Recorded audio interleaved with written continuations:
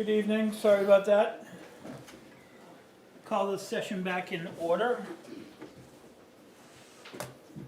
So I want to make a motion that, based on the fact that the board attempted to develop an MOA, Memorandum of Agreement, with the Brentwood newsletter related to removing the opinion and editorial section, but the board ultimately received guidance that it was unenforceable,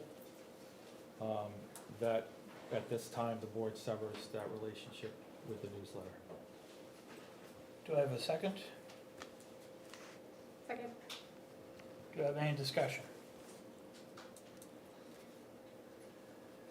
I've already said my piece. I don't think we should fund it because that's what the people want. Excuse us, what does that mean? Excuse us. I'll get to that in a second, we're still taking a vote. I still think that the people voted that we should be funding it. We should be funding it, but that's me. Any further discussion from the board? All in favor of the motion? Aye. Aye. Anybody opposed? Nay? So what that means is town council advised us against a memorandum of agreement or any legal document with the Brentwood Newsletter Incorporated. So we will no longer be utilizing them as a production of a town newsletter. Sad. What a loss. Moving on. Andy, We're moving on, moving on. I make a motion. Public comment will be at the end. Okay, I just wondered when they go through. I'll make a motion to approve the consent agenda. Second? Including the consent agenda, public minutes from 12:06, non-public minutes from 12:06, which were sealed, the recreation manifest, the treasurer's report, and building permits. All in favor? Aye. Aye. Anybody opposed? Do you have any documents? I do not. Dexter? Come on down.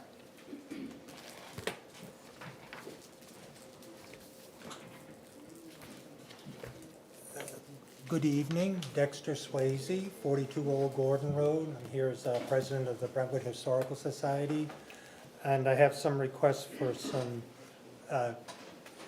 repairs and pieces for the Grange building that the town owns, that the Historical Society is housed in, and to be put into the upcoming budget. I believe that's what the way it was talked about and stuff. So, I got three things.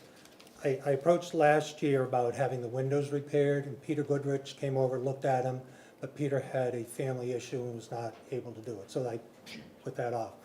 I recontacted Peter and had him come out, and he looked, and I identified 4 windows. That's 15 total, but I identified 4 priority ones to be done. And they're on the north side of the building. If you face, you got Crawley Falls, which is the east side. So if you're going down the road towards the 111A, it's that side of the building. It's the first floor and the second floor. One window needs to be completely taken out and rebuilt and replaced, and the other 3 are scraped and painted. And he gave me an estimate for that for $950. And Peter's done other work over there at the Historical Society, and he's done other windows over there on the west end recently. So that's number 1 request. The second one is looking to have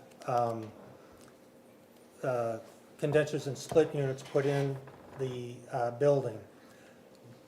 But in order to do that, I'm coming up to the second thing is, I had the people that came out said the electrical system won't take it. It's a 100 amp service over there.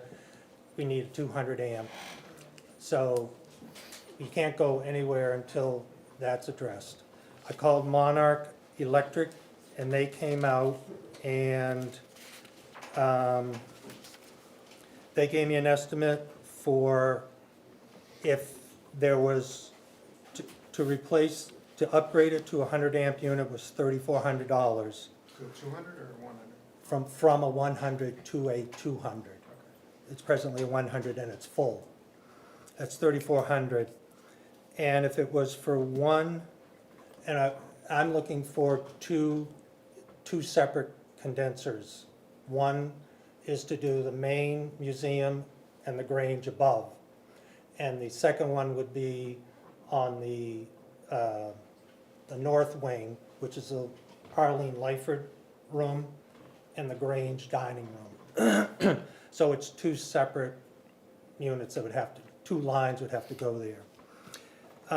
Each one would be $1,122. And then in the Arlene Lyford room and in the storage room, there's 3 fluorescent lights in there that don't go on because it's so cold. And he looked at it and he touched it and he goes, they're hot, which is not a good term.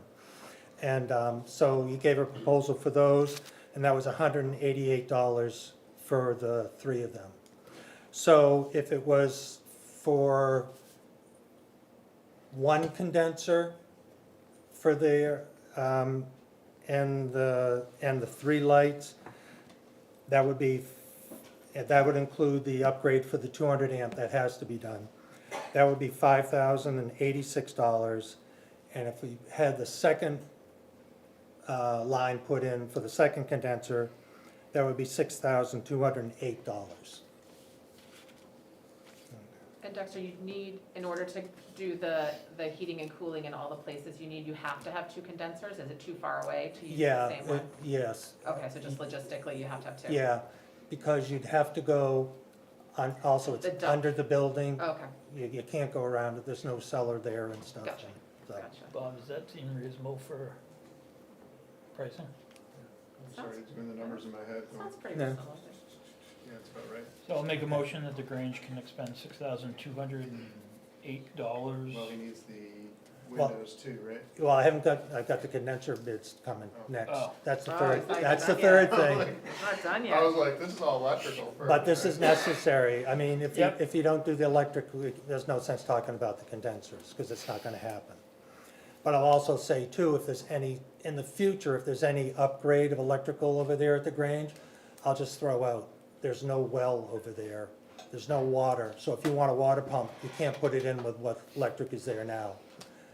But I can tell you, I'm not gonna ask you for a well, not in my tenure.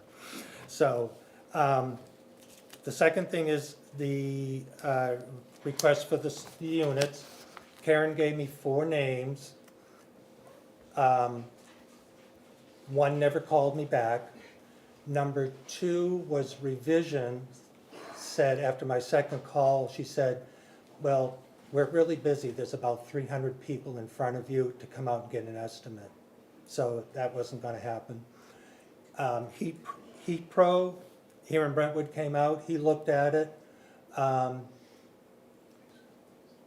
a nice impression, never sent me a bill, never sent me an estimate. I called up a month later requesting another, say I need the estimate, never sent it, never heard from him. And the 4th one was Diamond Mechanical, he came out, it's right here on the new place up by North Road and stuff. He came out, sent me an estimate, like the next day. I was impressed, young guy and stuff in the business. And his proposal for a single one, which would be the bigger one, which would be for the main museum and the Grange building above, was $11,000. And for the second one, it would be $20,000 for the 2. And it's a little lower because of the unit, the condensers are the same size, but the unit on the Arlene Lyford room downstairs would be smaller just because of the size of the room. It's not, square footage wise and stuff. So I got a proposal for that. For both, it's $20,000 for just to do the main museum. And the Grange room is 11,000. So I'm here to request consideration for funding. Do you remember what the For library these. lift came in at?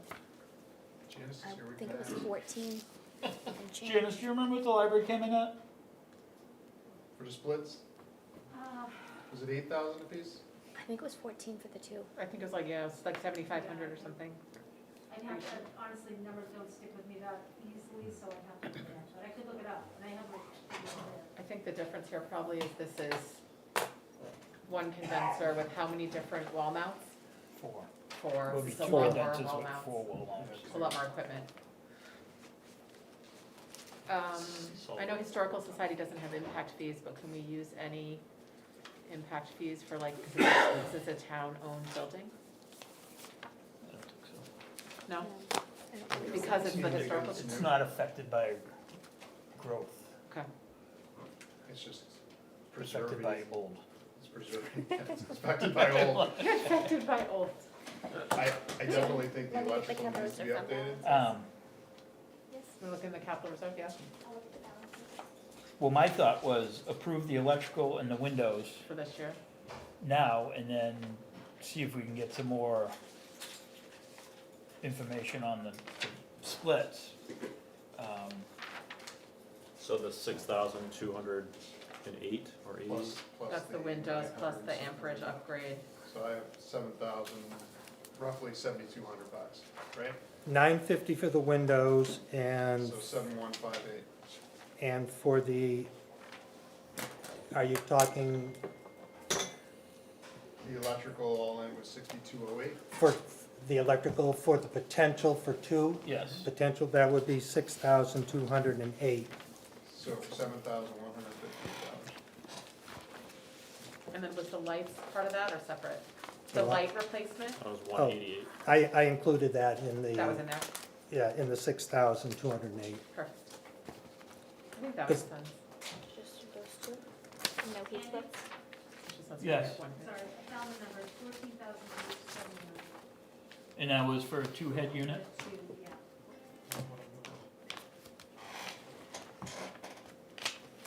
That's for all. That was including lights, revision, I plus the think, right? windows. Yes. That was revision. Mhm. Because he was at 6,208. So it was $600 less, but we're getting 2 extra heads. Right. So that $300 a head, that's really not a whole lot. No, Pretty comparable price. usually you're looking at roughly 2,500 bucks usually per head. So it's in line. It's your sticker shock. Yeah, what's in, Oh, 125? in building? 125,000? So if we did both of those, Can- it's that 6,000 plus the 20? Can that money be, where are we at with the, not that they're the same or comparable, and I totally get that, but the library amphitheater thing, that's like a safety hazard, where are we at with that, and can we use that same pot of money for this project? I would assume the library amphitheater is gonna have to be bonded, because I think It's you're gonna be talking, way more. Yeah, it's gonna be a lot more than what we you're had. talking hundreds of thousands, probably for engineering and site work and look at the, No, you're right. And they have a septic design that they have to work around too, the Yeah. parking lot issue. It's just, I mean, it's just a big number. yeah, $27,000. I'm okay with the, personally, I'm fine to upgrade the electrical and the window stuff and the painting and the lights, but to only have one quote to really work off of. I don't see why we won't just hold off on it. Well, I'm just gonna throw it out as a, now, why would you upgrade the electric? I think If you're not anything gonna- that's got a 100 amp service, knowing that the lights and everything else, They'll it's just- work. To me, it can still work, but it's, you know, Romex, you know, if I had knob and tube, some knob and tube still works, but I should understand, all be yeah. replaced, so. I think the assumption is that that building deserves to have climate control, especially given the valuable Yeah. things that are in it. And the people that are in there And the working. people, the And people we're- are part of the valuable And things. it's like, we're not town employees, but we are, I think we have a valuable function in that we have the artifacts of the town in there and stuff. And it's open to the public, and quite frankly, it's not very comfortable if you were to go there, say now and stuff. I bet. Or if you went, like I said before, like in July when it was hotter than you know what Yeah. and stuff. And that doesn't help the artifacts that you're trying to preserve either. No, no. What do you think? Wait, get another bid, just, we don't often I approve think it's- things with a We single just, bid, we but, just determined it was comparable yeah. to what was a cheap bid, not a cheap bid, but the moderate A bid good at the bid, yeah. library. Do we have any other projects pending that would need to pull off that capital reserve 125 that's in there? I think the only other thing that we would be slated to, have you review is window replacement at the BRC. Which will be not terribly expensive, I think probably about 20, 20,000. Yeah, you but the gotta figure- windows, Figure $1,000 a window. So we'd still have 75K left if we did both of those. and generally at town meeting, you would replenish that in March, with some amount of money. Yeah. And I think even if you were gonna do the windows at the BRC, that's not gonna happen. Procurement for some of this stuff is going out 6 to 8 months at this point. Question for you, Dexter, do Mhm. you anticipate if you had climate control in this building that you might change your public hours or your events? Or do you think there would be increased utilization of this building for the town Yes, based I on think, this investment? yes, yes, I think it has. I have ideas for the dining room. Okay, And the upstairs Grange area have now a capacity of, I believe it's 25, of the upgrade with the safety access and the, from fire standpoint. Well, that's- So that could be a place for maybe perhaps meetings for some of the town, like maybe the Girl Scouts or the Boy Scouts would like to go there. There's a stage there, you sure. know, there could be, there's possibilities and stuff, you know. Yeah, I think it makes it easier to think about doing a, capital investment into that building if it's gonna result in increased utilization Mm-hmm. of the building. I think that would be more palatable to Yeah. people in town. The only thing to remember is there's no facilities, Sure. so What? whenever you invite somebody in to come do. Yeah. You have no running water and a Sure. composting toilet. True that, You got problems, yeah. unless you put in one of those porta potties that's Peop- outside yeah. the structure, which you don't have the space for it anyway. But I think that can all be acknowledged to people and stuff too, if they come, you know, and people have used the porta potty, the public have come in and used it. Some people don't have a problem with it. It's like being up in Maine in the woods, you know, you It's a just deal with it. historic society. You deal with it, you know? Historic toilet. Right, exactly. Look out for the We don't have the marble facade, you know, with the rain showers and stuff like that nowadays that everybody's all flipped out on and stuff, so, you know. But it has potential, it has more potential, and, you know, this is a need.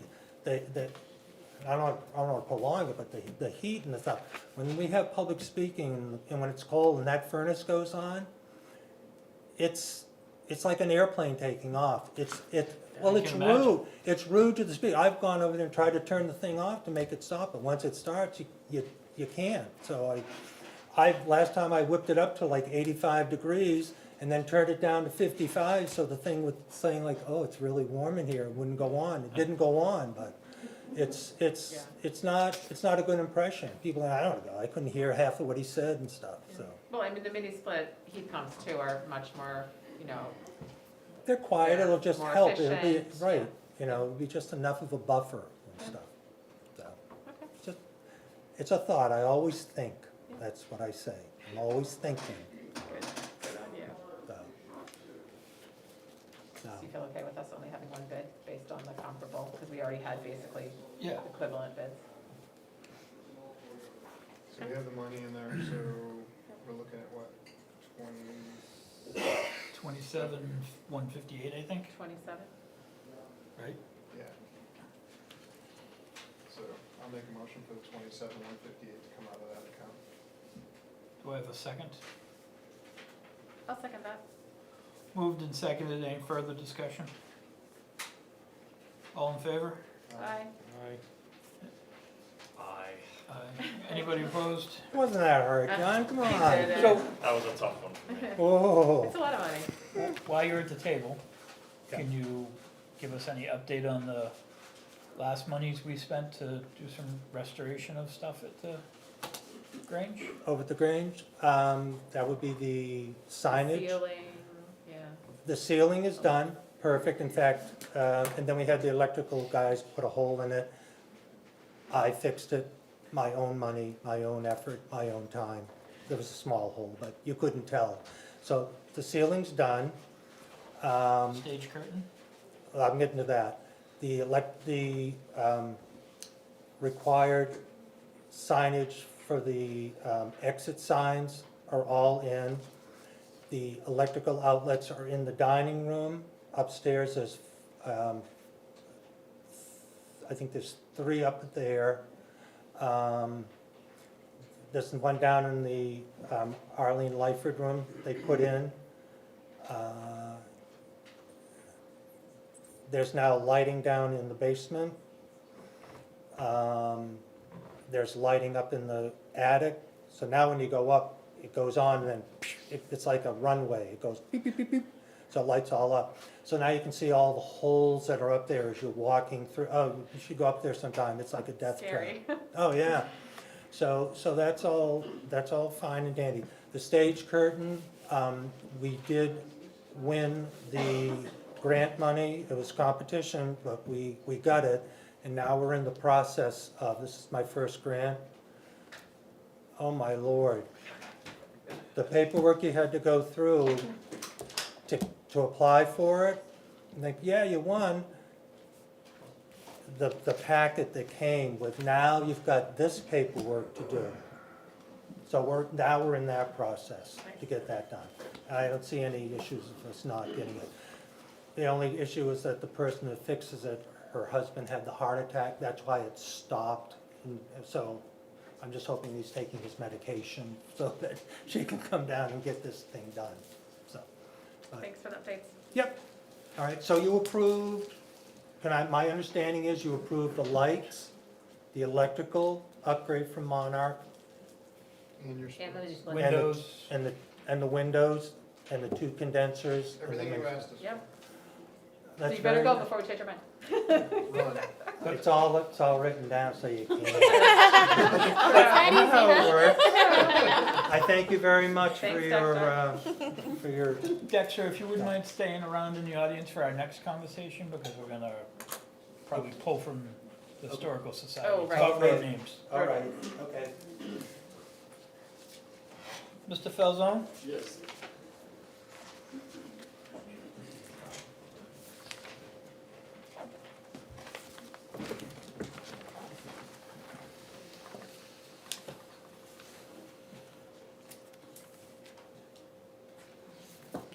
Floor is yours, sir. Okay.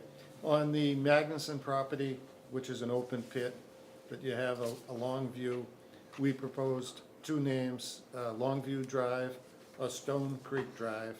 And I first matched those to street names that you have to make 100% certain, because I do a lot of this, that there won't be a conflict with the 911. Because most times what happens is you present names and you don't check the list and they reject it. And this is the same process I went through on my other 2 developments, on 3 ponds. We proposed the names and we ran them by you to get input.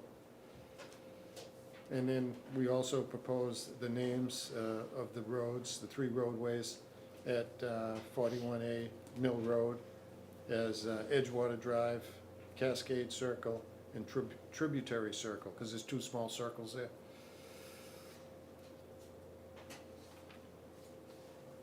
We also already cross-referenced them with Kensington and That's what I was just gonna ask. We Exeter. have to check for 03833, right? Everything. Yes, and they, no conflicts. I'm opposed to Longview because of Long Meadow. Yeah. It's just very close. It could be misinterpreted. Yeah. But I like Stone Creek. the, also like to honor some of the people that have served Brentwood with maybe a road name or two in there. Does the Historical Society have any names in mind that they would like? I have a list here that was Mr. Belanger. dropped off by Mr. Belanger, but They asked us some years ago to come up with some suggestions, so I updated that. And these are just some suggestions of people that have been important in the town, including the people who founded the town in 1742, and they petitioned to have it separated from Exeter. Some of those names have already been used, but I just copied all of the names there for your records. And some of the, if you want, some of the people who have in recent years contributed greatly to the town. So those are names to throw in the pot for you to consider when you're getting around to naming the roads in town. Nothing particularly to set aside, but these are just some names that you might consider. thank you.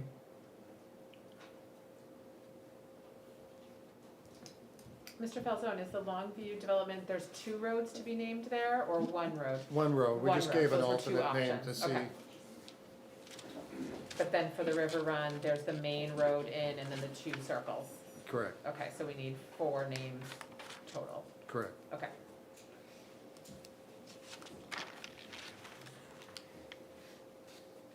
I like using Burn, because you got Red. Jane. And Jane. It's a long time. When was Red the fire chief? Before Kevin, so, In the 70s? I think it was, yeah, late 70s or 80s. It was like 20 years he served as fire chief. I mean, there's, And his And then- wife was also selectman for Yep. many Yeah, years. Jane. and she did town clerking, and I'd like to utilize that name.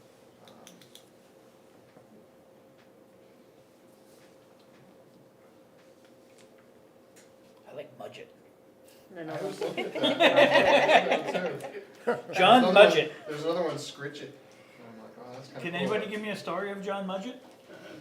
No? Mudgit, Mudgett. He was a budget. Some of these people signed their names differently on different documents, so they have to be adjusted for a lot of spelling. Moses Fifield Lane. I personally, I like Stone Creek. I think that sounds kind of, rural road. So of the ones on here, I think that's probably my favorite one.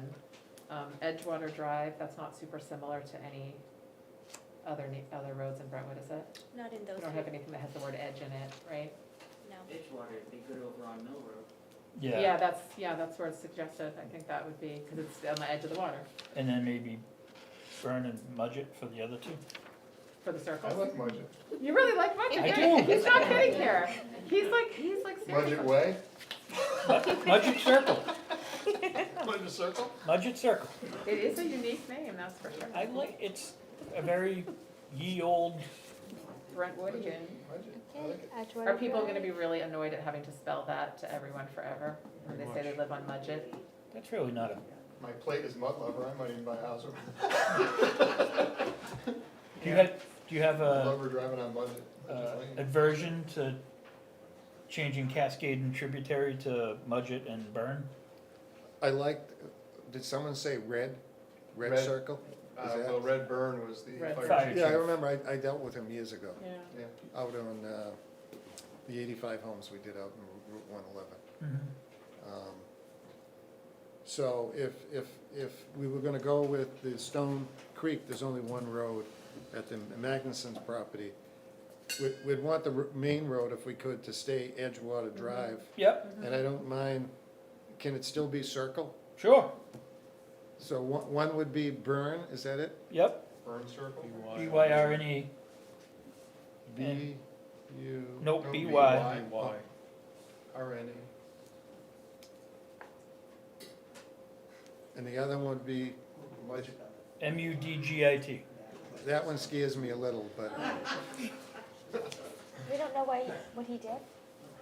Huh? We don't know what he did. Yeah, what But if I he's just like- what if he's a bad Significance He's one guy? of the founding members of the town.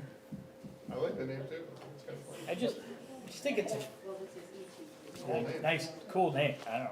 What about, I don't know how you pronounce it though, Ghost, G-O-S-E, Joseph Ghost? Ghost Circle, that sounds a little funny though. well, there was a grave that was discovered there that everyone was riled up about, but Yeah? it was just a Halloween grave. Oh, it wasn't real. And I had to turn the stone over to the Historical Society, I think. Oh, gotcha. One thing I was thinking, Jane Byrne was one of the first women on the board. Has there ever been anything named after Letty Hett, who was the first ever woman on the board and the only female chair of the Brentwood Selectboard? I don't know if anybody knows. Letty? Het, her last name's Het, so you could do Het Circle. have to do last name? H-E-T-T. Yes, not Letty Bedard.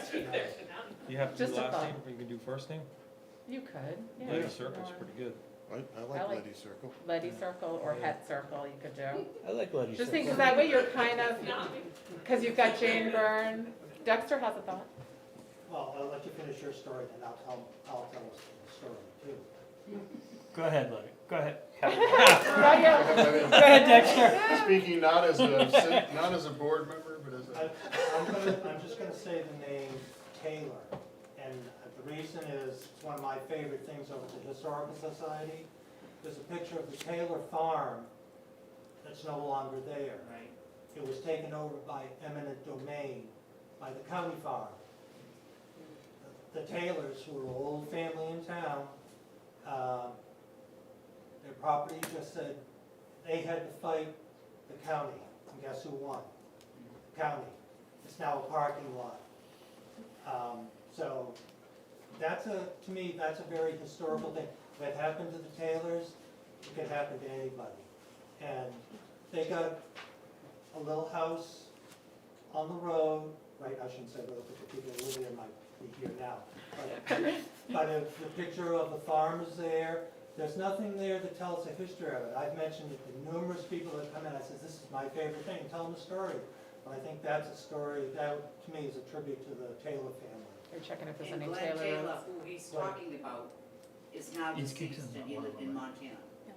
He moved to Montana. He was a game warden, a Yeah. hunter and Yes, he stuff. was. So Well known. it My looks like brother's we, best friend.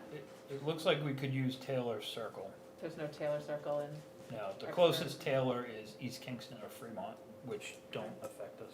okay. Different zip codes, right? Yep. Easier to spell than Mudgett. And neither of them is Circle. Budget was a cool name. Hey, are you good You with that? use it in your Yeah, fine. I just was thinking, because I was thinking of Jane I Byrne, use it, so. you put it up, I'll drag down the budget. So no more budget. No, budget gets. Taylor, budget squash. So budget's. Oh, it's squashed. Maybe that's the lane. Budget squash the lane. So if we did, so Edgewater Drive would go to Burn Circle and Taylor Circle? Nope. Edgewater would stay the Right. same. Yeah, that's what I mean, it would then. the sub- Cascade the and subset, right? tributary would, Burn and Taylor, yes. Burn Circle and Taylor. Taylor Circle. Circle? And it's B-Y-R-N-E. Yeah, Yep, and then Taylor is Taylor. You guys good with that over there? Under Byrne, was that multiple people we were honoring? with- Yes. yeah.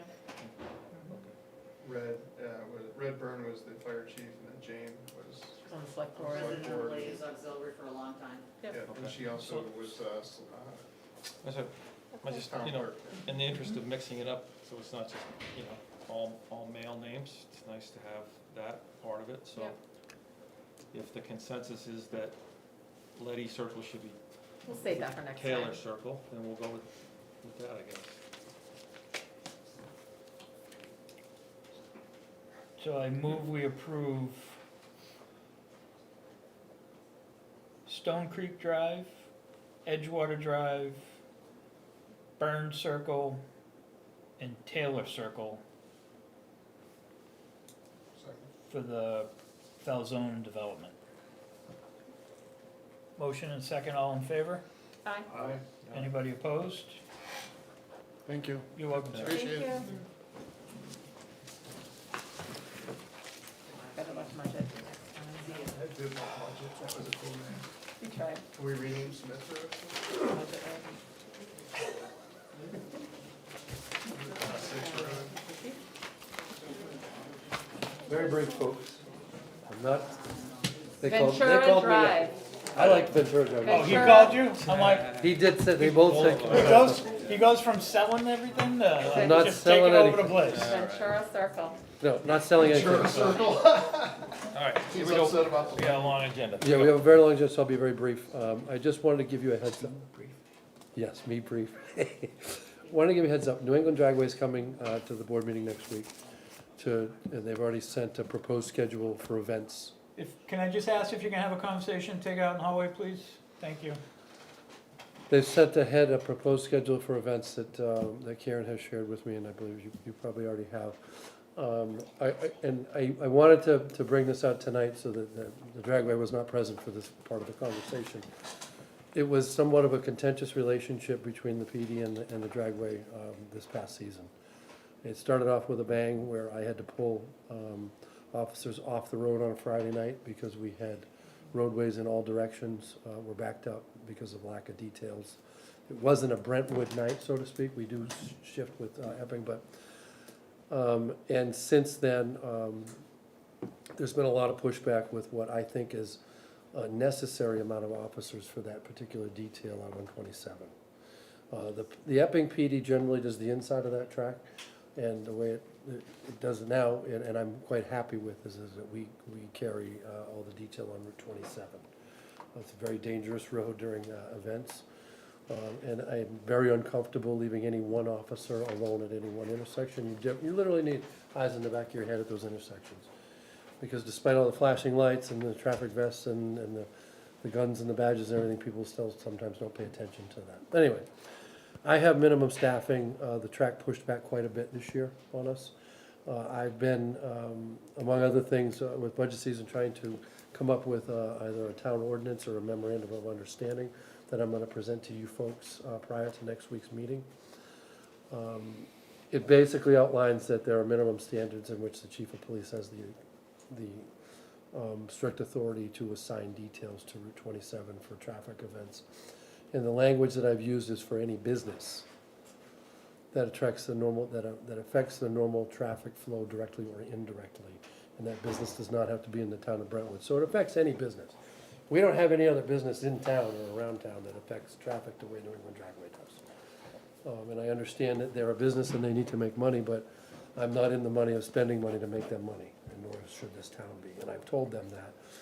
I've asked for numbers in the past, and I hope, I'm going to bring this up in the meeting next week, is I've asked for historic numbers for their events for the last, I asked for actually a 3-year breakdown for the last 3 years, which would have benefited them had they given it to me, because it would have included COVID years, in which their attendance would have been down. They butted heads. I even talked to their counsel, their attorney who called me, and still to this day have not received numbers, even for last year. The Nationals were a disaster last year. Had I not reached out to DOT, that would have not have shut down, and every road in and around Brentwood would have been shut down as a result of a traffic jam. And they were not happy with me for getting DOT involved, because it involved a $5,000 bill for them. Again, the DOT in the town of Brentwood are not in the business of spending money to make the Dragway money. But anyway, so I've asked for a lot and gotten very little from them. And one of the conversations, I believe it was the president of the board, at least at some point, said, well, we'll just use flaggers. I said, well, no, you won't. He seems to think that there's some sort of obscure statute that because if it's a state road and the speed limit's over 35 miles an hour, or 35 or over, that they can just use flaggers. And that's true to some extent, but not in this particular instance, and that's why I'm thinking more along the lines of a town ordinance. So that gives the police department in the town the strict autonomy to be able to decide traffic flow during major events. Can we do that? Can the select board make that decision? Well, luckily, we have a town meeting coming up before the Dragway starts, so Yeah, so. we could do a selectmen's ordinance and then have it approved by town meeting shortly after. That's really where I was going with this, because we have town meeting, now's the time to start bringing those things up since budget's But up. if the dragway's on our schedule next week, I'd push them off until you make your presentation. I don't think it's, Yep, and I apologize, I was kind of caught in the crunch with budget, and, you know, and I saw them coming up, but I just want to give you a heads up on that. The other part of that too is, and I've let them know that this is coming, and we've talked about this a little bit. They've been, when we normally bill out details that require a cruiser, we bill for the cruiser, and we bill for the admin fees. That was never a part of any agreement with the dragway, we've always been paying for only officers. So on a day like with the Nationals, where I have 4 cruisers out on Route 27, for 3 days straight, 14 hours a day, we donated about $2,000 worth of fuel to the dragway that weekend. We can't have that anymore. So they've been put on notice by me, but I'm just letting the board know that I'm gonna need your backing on that, that we need to start charging for a cruiser and admin fees. It takes Kendra and the staff a lot of time to fill those details that could be spent otherwise. so I've actually heard the new norm is that there's no such thing as a detail fee with and without a cruiser. That a cruiser's built into every detail because even if it's a party, nobody wants to be taking their own car to be Right. vandalized at a private function. Well, there is and I've heard that, but there is a bit of a distinction here. So where it's really into, so if I have a Saturday detail at the track, that just involves an officer inside the track. They take the cruiser over there, they park it for the day, and they walk around the track. But if I have a cruiser with lights on, gas running for 14 hours on a day, certainly. But I understand that is somewhat of the push towards the norm, that if you get an officer, it's the whole ball of wax. So there, and I don't disagree to some extent on that. But anyway, so those are the things that are coming. I just wanted you to be aware, if they're on the agenda for next week and you want to hear them at all, you know, those are some of the things that are going to be coming up from the police department side. That's it. Just historically, there was, as long as I can remember, 20 years probably, if not more, there was always a dragway rate and another, and a regular rate. So the dragway always paid less than everybody else. And that's not what I agree to. Right. They wanted to do Time to away with the update 4-hour minimum too. 20 years ago, Yeah. that probably worked, but And, you know, we can't be having all these different rates for payroll reasons. It's a nightmare for them to do 4 rates a detail rate. We're trying to streamline it to just 2, that's it. I agree. Do other towns have ordinances like this? Would this be a pretty I common have thing, or done would some we be- research and then some.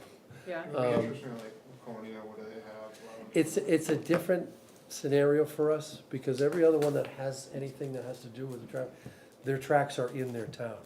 We have this odd thing where the track's in Epping and all the traffic is in Brentwood. So I've taken some of the Lee's language from their raceway up there. I took some from Londonderry, and some other things, and tried to mix and match it to fit Brentwood. so what I'm hearing And you I- say is, yes, other towns have ordinances, but ours would be a little bit different Ours because of would. some I'm of- actually gonna encompass it all in what I'm gonna call a traffic ordinance. So it will cover traffic like parking, which will just be statutory with the same statute. But, so we should have a traffic ordinance in town. And I don't want it to look like we're just singling out the track, but the track will be included within that. Okay. So it will encompass all businesses that create a traffic flow issue in town, is really what the same terms. Anyway, that's all I got. Anyone ask for a dime? Any questions, so chief? Thanks, folks. Thank you. Thanks, chief. Andy?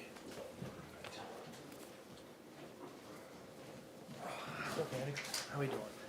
As always, thank you for having me. I hope everyone has Morning. this in front of them. I got 2 things to bring to the select board. It's all renovations with the community center. So I wanted to start off with deciding on how we move forward with paint. We had 3 vendors come out, take a look at the building. We had Painter 1, New England Painter, and CertaPro Painters. I'm sure you're looking at this. CertaPro, when you look at that, their estimate was up and downstairs estimate combined included. after speaking with the rec committee about paint vendors and who we want to decide with, we would like to move forward with Painter One. They had an estimate of, $6,538.25. As you can see, New England painter was for $2,500, but they only estimated the downstairs and didn't even bother looking at the rest of the building. And then Servpro was at rounding $8,500. So we would like to move forward with Painter One, but before we do that, we wanted to bring a proposal up to the boards in similar situations in the past where we would like to ask the select board for a 55 town to 45 rec split on the cost of this project here. Due to the same reasons we've had in the past before, it's a public building, and also we do have other expenditures coming out in the near future with our revolving fund, so we were looking in alternative ways on how we could take care of this project. And I'll wait to get into the flooring before that, because the painting is something separate here. Is there any questions or? You're on the agenda as an impact fee, and I'm not quite. That's the sure. flooring, that will be the next item. I just figured come in with both items, and I should follow up with saying that while I don't have anything confirmed at this point in time, a rough timeline is what, there's a chance that the paint job actually gets done before the calendar year turns over. So I'm hoping to get this on the books and move forward with this as it's needed, and we've been talking about renovations in the building for a while now. What's the total square footage of that building, you know? What did they mark off here? 20. Too far. The town portion of it comes out of what? The capital reserve fund for maintenance of town buildings. Where is it? So the 55% would be 359604. So if that building needs major window repairs, wouldn't you do that before a So repaint? I spoke with Kip. Repairs and parts can be done after the paint job. We're still looking for other vendors to come out to the site to also take a look at the building itself. But going off of Kip's recommendations and the conversations I've had with him, basement, basically flat out, doesn't matter, we can do the paint first. And then with the upstairs, we can repair windows and replace parts, and we can still move forward with this project. Because the thought is you're not doing a complete window removal and replacement. Mhm. That would mess with the paint. Okay, Yep. gotcha. You could just be doing touching up trim. Yeah, I get it. Square footage, if this is correct, is 2,845. No, It's not, it's larger than okay. Per That's what floor, I have here, so that. Maybe per floor. I'm sitting here going, because that's probably the flooring. that's probably the floor square footage, yeah.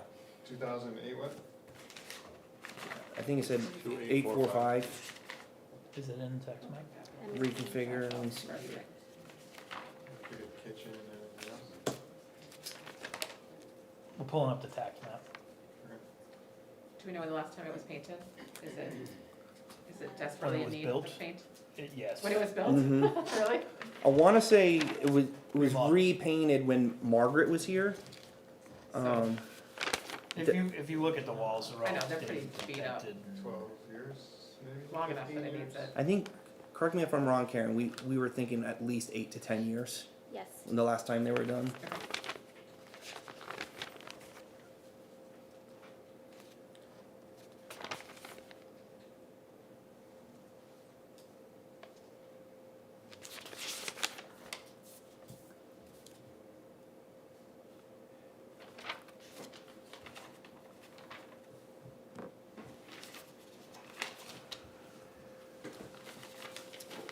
This doesn't have the total, but it has Should have the dimensions. 42 plus 22 plus 6. And this is 16, 18, 16. See, why not really popping up over here? And while we're still looking for that, so if the board agrees what that town portion would be of that dollar amount would be $3,596.03, and the Rex portion would be $2,942.22. What'd you say it So was? it's a 70 by 40, so it's 2,800 square feet. So that was right. Is that for both floors or just one? Just one floor. And we're painting both? Yeah, so the Painter One estimate and the CertaPro estimate was for both up and He just downstairs. transposed it, Oh, so. no. The New it's England, 196. painter was only for the downstairs, that was the only estimate we got there. So, 5,000 square feet. Yeah, 5,000.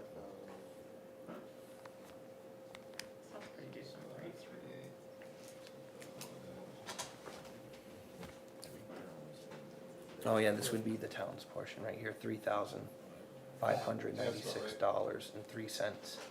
And Rex portion would be that. Per square foot, that's. And Karen, If you you said can that read comes that out right.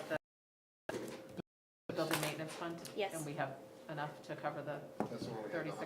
125. oh, gotcha, it's that same fund. Yes.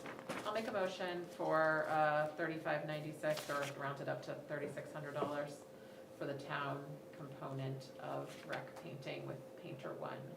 Second. Moved and seconded, any discussion? All in favor? Aye. Anybody opposed? Motion carries. Alright. So now the flooring, which I'll be asking for impact fees for, is we were able to get Integrity Flooring and Interiors to come out, Extreme Flooring and Lowe's.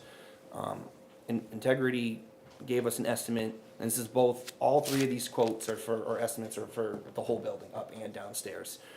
Integrity was at, $42,532.15. Extreme Flooring was $43,256.97. Lowe's at $54,706.64. And to my knowledge, in the rec balance for impact fees, we have $88,693.77. How does, And then when I reached out, so the two we were looking at was either Integrity or Extreme. We're leaning towards Integrity because they've done work here in town before, so they're familiar with working with us. And then I also followed up with them to see when each of these vendors would be able to start the project. And both of them would be willing to start in January. So knowing when they, I'm sorry, what did he send me? They're both, I know Integrity, the brand was called Avalanche. Let me see what he put down on this one. What is it? This is where I need Kip. I know they click in, they're heavy duty. I asked for something, a grade above residential because of the heavy usage that's going in there. Let me see. High fusion, traffic planks from Integrity. And then, let's take a look at that. is it like a hardwood, or is it like a marble look, or? It looks like a hardwood, Yeah, it looks like a hardwood. Looks like a hardwood, but is it but it's a tile. And then not Integrity, Extreme was, the Avalanche vinyl plank. So, I'd have to double check to make sure that the quality of the flooring is an upgrade from what we already have in order for that to qualify for impact fees, but the downstairs would be no Because problem. of increased use yeah, by it's tile now. larger public. And both materials, depending the vendor we go through, they would put on top of the existing tiling there, so they wouldn't have to dig anything out on top of that. And that wouldn't create any problems with any of the doors or entryways or anything? No, the only thing I would have to do different with the Integrity proposal was they wanted to put in like walk-in, I don't know, like rain mats or moisture mats, something like that. My board did not want to move forward with that. They wanted to just go straight all flooring, both top and down. So I needed to get that. But when I spoke with Integrity, he told me that there wasn't a drastic enough material where that would skyrocket or They were vinyl planks. cost there. So, the hard vinyl planks. They're waterproof. And then will that hold up to,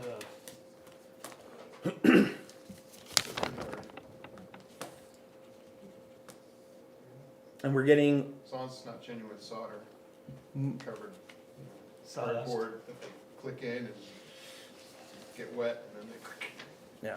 they're done. Have we already checked if these qualify under impact, or we would need to do that? I could double check with Glenn tomorrow, but if you're comfortable with this Contingent. number, you can make it contingent The on only thing that. I'm curious why in the basement you guys wouldn't go with like an epoxy. They do similar in garages and stuff because it is a concrete slab. So if I put these vinyl planks on top of there, the problem I have is I might get moisture and popping Mm-hmm. and separation, and I understand that they're locked in, but I It can can empty still- that space out, and they literally can come in and spray this stuff down, Mm-hmm. and it'll hold up like forever, because it can hold up to cars. Well, we did it at the fire department. Yeah, I mean, We had it done, somebody donated, I think, right? yeah, That was You before weren't my there. time. I mean, that would, Is that actually if something I was before There's- Karen? looking yes. at the pictures and everything else, I don't know if I'd be going with a plank down there. I would probably go down with like, you know, an epoxy flooring in there. Because And you're they can already add raw color. concrete. I'm already on the concrete, so. Okay. And then if I have any cracking, or if I have to, we've had water intrusion in that building before where they've had to dig holes or whatever. I'd much rather fix an epoxy area than Yep. say, I gotta rip up the whole floor, and now I got 2 layers that I have to deal with. That would be, if I was looking at that, it's 2 separate levels, I'd be Mhm. like, I can easily clean this out and put down an epoxy, and then I don't have to worry about the stuff you guys are dragging across it, because guess what? It's meant for a garage. It's meant to get stuff dragged. So is that something that maybe the board would be okay with, you know, the top floor, and then we look into revisiting the basement? Yeah, the only problem 'Cause is we- you have to we- re-quotes, We or, need a number to approve. Yeah. Yeah. So get a readjusted figure for the upstairs, and then, And then by then, we'll have it confirmed whether we can use impact fees. okay, And You then can we come back. talked to Chief Bird to see who. yeah, see who I did. think somebody actually donated either time or material, I don't remember. Damn lady, do you remember? No? You. Me? Yeah. No, I don't remember, sorry. I think an epoxy down there in that basement, knowing how much use it gets and how much wear it gets, especially from camping and stuff like that. Mhm. I think it's no I brainer. agree. Okay, we'll just table it for now and have you come back when you're ready. Easy enough. Perfect. Well, thank you as always for having me. I appreciate it. How did the Festival of Lights or whatever, how was that attended? Holiday stroll. Peach project, awesome. I meant to thank you earlier. Thank you for the detail there. I appreciate it. It went swimmingly. I enjoyed running parking. It was certainly a pleasure. Said nobody ever? Yeah. And, no, every year it gets smoother, and we still get great attendance, and having 2 nights is certainly justified. I bet on the night I was there, I think we easily got over 700 people, easily. It was great. So, Nice work. awesome. Thank you very much. Rick LeBrecq, Night, Andy. come on down. Good evening, everybody. Hi. I'm back to ask for your support, I guess, asking for the board to vote in favor of the town executing the joint powers agreement for Brentwood to become, I think it's the 25th town to join the Community Power Coalition of New Hampshire. We had a representative of the coalition speak to the committee last week, answered a lot of our questions, filled in a lot of our knowledge gaps. From what I hear, the town council's reviewed the document. I'm assuming he or she is okay with it, but I'm here to answer any other follow-up questions you have on the agreement or the concept in general of community power. I'm gonna start because somebody reached out to me. My understanding is there was an amendment to the joint powers agreement. Has that been reviewed yet or not? It was like a technicality that they like amended the way they can amend it, right? Isn't that what he said? Because they realized, oh, things might change more than once a year. And so it's like a 1 paragraph, had some different wording, so we just have to make sure we have that updated. That was the way he explained it, right? Yep. We have to make sure we have the correct version to get signed. And then my understanding is about 50% of the communities that represented this have entered into it and 50% have not. That was another thing that I was informed. Is that true? How many people I don't said no? recall. And then my other understanding was if we vote to get into this, we're not guaranteed to have a seat on the board. Is that true? That is true.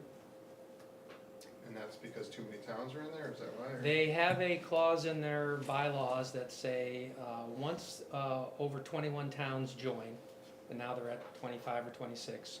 At the next annual meeting, which is coming up, I believe, in April, the members that they do have will vote on a group of permanent board members, I think between 11 and 21. I don't know exactly how you become candidates to be part of that, or how they decide if it's gonna be 11, 13, 21. But correct, Brentwood would not be guaranteed. They would have to put forth a member and an alternate, and the member would need to express a interest in serving on the board, be supported, I guess, by whatever, a majority of the members. I don't know exactly how the vote would go, but And do they have term limits on people that serve on that board or not? yes, I don't recall the number. It's in the agreement. Is it a year? Is it 2 years? I don't know. My understanding was we would be a board member until April, because that's when they changed the board, per their bylaws. And then they're gonna go to 11 people? I think It the board says has it to can be, decide. it can be between 11 and 21. Again, I don't know. Somebody would have to take, the current vote, board would have to take a vote of what the new board would look like, I assume. Mm. And we don't have the amendment that they did, right? We haven't seen the amendment that was done to the. Did you get an updated copy that just had Did you? that one paragraph I can change? get it, but no, I haven't seen it. He described it as a insignificant editorial, related to how they need to vote to amend. I think it previously said they could only amend the JPA at the annual meeting, and they decided that waiting 12 months to make a change. Like, for example, Matt Lipinski pointed out that some of their wording is a bit inartful, and they probably should massage a few words, and they were like, we wouldn't be able to change anything until the following year, so their board had decided to make an amendment to how they amend the JPA. It's just a little technicality, it has nothing to do with that substance. Well, and I think he didn't release the amendment because I think they have a meeting coming up this Thursday. And everybody I had to think sign some it, of the right? remaining members need to sign it in person, Maybe the that's what original it was. on that Thursday, which is why it And hasn't then I been know when released. we looked at the agreement, there were some towns that hadn't signed. Are they all signed now or not? Oh, I mean, I think I think Yeah, up to well, 25. those that have signed. I guess I'm only aware of the ones that have signed. I don't know. There's always, like Brentwood now is in the midst of discussions. Canterbury, I believe, has a meeting in a week or this week. I'm sure they've got a pool of towns that are similar to where we are right now. In my understanding is we have, 3 providers in our town, Eversource, Yep. Unitil. Co-op. The co-op. The co-op is one of the ones that can't be part of it, is that true? No, all 3 can be part of it. The Henry, the representative, was pointed out that the co-op's rates, the co-op purchases and manages their portfolio in a manner that is similar to how community power coalitions manage portfolios. So they already have a rate that's pretty darn good. So they're able to join, and they would be offered the same. A mailer will go out whenever this thing launches, and we're a few key steps away from it launching. Every resident in town, every account in town, metered account, would get a mailing saying, unless you call this number, or unless you're already with a supplier, you will be added to Community Power of Brentwood on October 1st or July 1st, whatever the date is.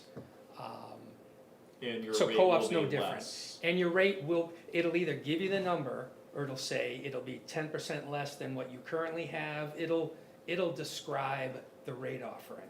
Because we don't actually accept the rate offering unless it's beneficial to the customer. We can write an electric aggregation plan any way we want it, and we can have it in there stipulate, and the coalition is fully on board with this. They have no intention of launching any plans that are not competitive, AKA beating the current rate. So, yeah, that's the plan. Like Exeter's plan specifically says that. They will not launch unless they have a lower rate Could than default. I just go back to what you just said? I missed something. So was everybody automatically opted in, or do they have to call and opt in? Cause I think No, I it- would more like it that Call them residents up have to opt in than have to call to opt out, because eventually somebody's not gonna see a letter or hear a letter or whatever, and we're gonna end up, people signed up for this that didn't want. That would be my concern. Well, they're free to leave at any time, but I get your concern, yeah. And the program is designed as an opt-out. You have to opt out. That was what, the community power people were fighting at the legislature, a few years in a row. That opt-in programs are, almost always fail because so few people bother to call in. So the contrary is, so few people are gonna bother to opt out. So that's really what they're expecting, is that when offered a local community power option that is cheaper than what they're currently taking, it is a good thing. And that even if you lose the letter in the mail and you never read it, I don't know why you would call in and opt out, but you're free to opt out. But that was the big hurdle that put New Hampshire on the map, so to speak, for community power, is that the legislature and the governor finally agreed to an opt-out program.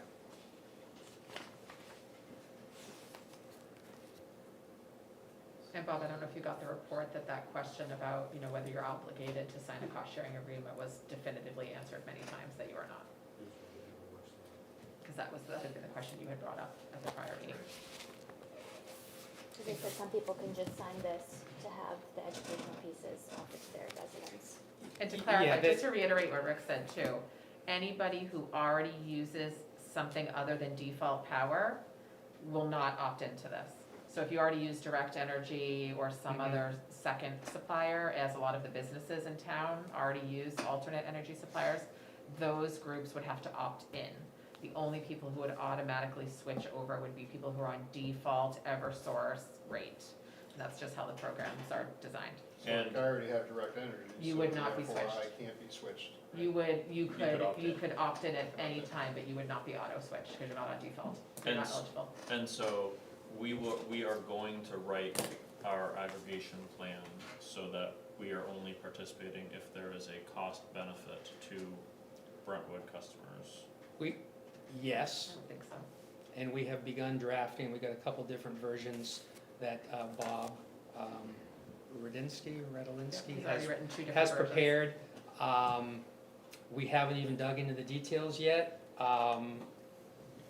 but we will, and that's where you can incorporate any of the towns, if we have, I haven't dug into it yet, but if the town has any energy charter or anything in our town bylaws or that talks about aspects of energy, if we have a 10-year energy plan or environmental plan or anything, or we could just take, the collective input of this board and the community.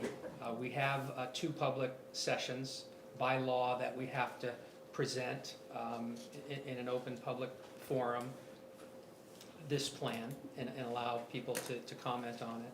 So, yeah, we would definitely put that in.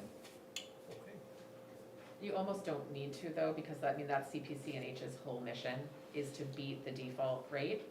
I So, think but you still should, The perception issue totally. is, Exeter That's says what- it that's very where it's helpful. explicitly, we will not launch unless we are lower than the default service rate, Yep. which I think I should say as well. I agree. And just to clarify for anyone, because I know there was some confusion, signing the JPA gets you into the nonprofit organization with no costs. Correct. And we can then change our mind, pull out, et cetera. Once we're there, and we nominate people to go to the board, they have the ability to use all the services of CPCNH to help us write the plan, publicize the plan, they'll help us run our public information sessions, they'll help us with all the steps along the way.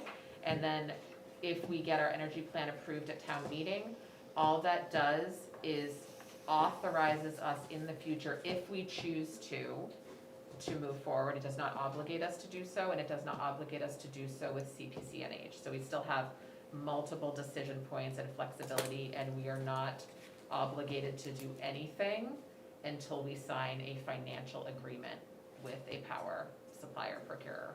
So just so everybody knows, all of this is sort of preparatory work for future cost savings, which may not come until, what did they say, probably 2024 Yeah, at the the earliest. first 12 or 14 towns are launching, they plan to launch this spring, let's just say April. And then another group of towns would launch spring of 2024. They consider the spring to be the most likely, best opportunity to put together a power supply portfolio, just due to just the ebb and flow of the natural gas and power markets. So we would have an opportunity, if we got to that stage, to get into, at the earliest, that spring of 2024 launch.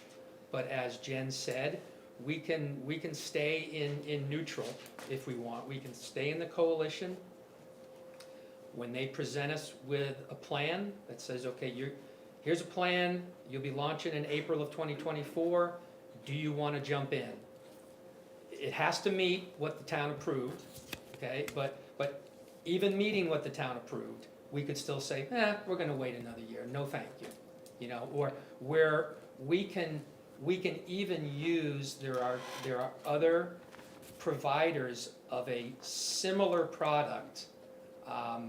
Henry tried to, convince us that it was a substandard product to the one they have, and I would tend to agree with them, but I would be willing to talk to these other folks and see what they have to offer. But we can go through all this, we can be a member of the board for the next 9 months, and still we can, turn our back on them and sign with another entity to be our power provider, our community power provider. So we have a bunch of options still. Do you know how this would affect solar people and them getting, like, John, I don't know how much It wasn't actually. solar. I know it has to be Power back. written into the plan how they will be affected. Statutorily, the plan has to talk about how it will treat solar customers. So that, I don't know the I details think that's yet. actually, because I thought about that, because I was reading through that, one of the big advantages now is like if you have solar, you can't like use direct energy because they don't do net metering. So you're like, you're out of luck, right? CPCNH, you can. So that was one of the big things when you read the Exeter contract, because Eversource still does all of the behind the scenes stuff, that it does allow net metering. So if you're on direct energy, you're not gonna take part in this. But if you have solar, that you absolutely get the same net metering benefits. I don't know if that's a given or if that's the way we write our plan. But What, it was pretty explicit. it in isn't that you Exeter's. can't, if you have solar, it's not that you can't go with direct energy. If you're in the original solar plan that was up until like 2017, there are certain reasons why you wouldn't want to go with direct energy. If you had an oversized system and at the end of the year you had a large balance of stored credits, if you're with direct energy, they get flushed down the Right. drain. If you're in the second round of net metering, the program that was started in like 2017, it doesn't matter. You get dollar credits and you can be with any supplier you want, so. From my Including understanding, community this power. was not gonna cause a problem with any of that net metering. Good. Yep. So, And there's 3 separate votes, Rick, right, that ideally we would need?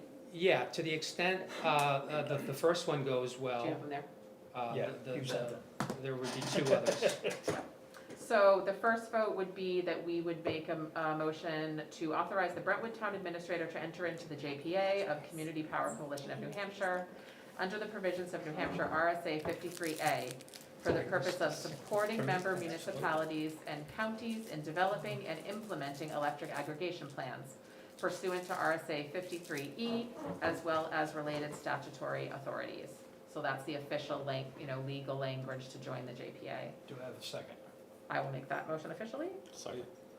Oh, sorry. Russ wants to make the second. Second it. Moved by Jen, seconded by Russ? somebody on the other Russ. side. Somebody over there. Any further discussion? It still makes me feel fishy, but I'm a contract guy. No, I wanna see the amendment. That's me. All in favor? Aye. Opposed? Aye, or nay. Something, Okay. 4-1. The second motion I'd like to make is to appoint Richard Lebrecht to serve as Brentwood's primary representative and director of CPCNH, and Thomas Palma to serve as an alternate representative to CPCNH and its board of directors. And those are Second. both current members of our Energy and Efficiency Committee. Second. Moved and seconded. Any discussion on that? There's no conflict of interest between you and him? You guys aren't doing any business that would Me and- conflict with it? Me and Tom? Yep. Tom would just replace him if he wasn't available. Yeah. I just Tom- wanna make sure Tom- there's no conflict of what you do for I have no business and what you do conflict for of them. interest. I will just disclose to you, I do work for a company that builds large-scale utility, solar and energy storage in New England. To the extent there was any future attempt by the coalition to solicit companies to build solar on their behalf, first of all, I would expect those projects wouldn't quite be of the size that my company is interested in. And second, we just wouldn't participate. The company that I work for would not participate, so. Moved and seconded. Any further discussion? All in favor? Aye. Opposed? I'm abstaining because I voted. And then the third is just a complete technicality. The RSA mentions that the group that should write the 401. power plan for your town should be called your Energy Aggregation Committee. So this board essentially just needs to authorize that our Energy and Efficiency Committee will serve as our official Energy Aggregation Committee as well. It's just sort of so that we line up better with the RSA. For purposes of the statute that Right. we're. Second. Sounds like you need a longer business card. Right. Just keep writing. Okay? Moved and seconded. Any discussion? All in favor? Aye. Aye. Aye. Aye. So abstain. So abstain. Okay. 4-1. That's 4-0. it. Thank you. Thank you so Thank much, you, Rick. Rick. Mr. Benahy. Mr. Benahy in the audience? All right. Can I get a break down the hall? Huh? Can I get a hall break? You need a hall break? 5-minute break? We'll take a 5-minute recess, come back at 7:50.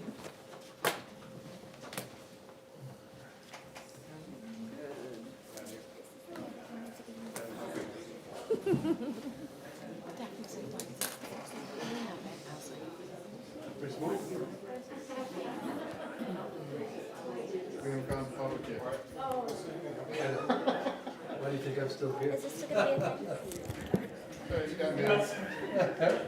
No, because that was first. Where are we at on these?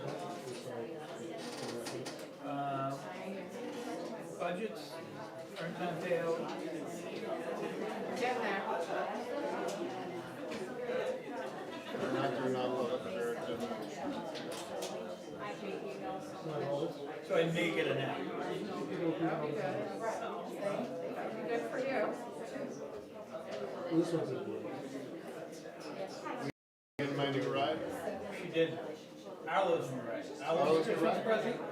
I actually have already been looking at the doggy backpacks and helmets for it. I'm surprised you can get like a spider and the two-seaters side by side. Yeah, that's a slingshot. That was like 30 some odd $1,000. I test drove one of those when I was down in Florida. And I said, I will kill myself. I was going into intersections and burning rubber. As I was not even going fast. It's just because it has so much torque. Like how low it is. As you go into a corner, the tire's so wide, it would just smoke. And there was a couple other people that were riding, and I see people just like starting to do donuts. Yeah. I'll be the idiot that's gonna take off in an intersection and just start spinning around. Because I can't take off. So. This is a good compromise for me.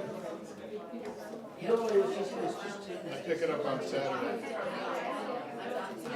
And then the guy was like, just wear your snowshoes. You have a problem? I'm getting a trailer and it's gonna be. Well, I'm gonna pick it up in a trailer.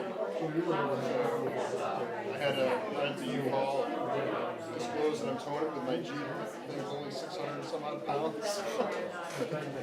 And they were like, okay, as long as I had my hard top. What's the difference between a hard top and a soft top? I can still roll. Can't hurt one way or the other. Yeah, either way, I mean, if I roll a trailer with a Jeep with a top on or hard top or soft top, it doesn't matter.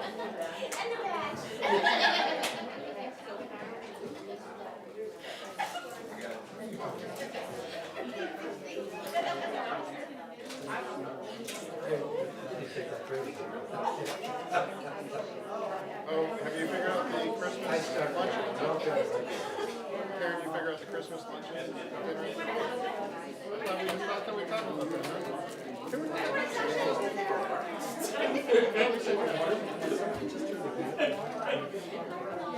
I get yelled at.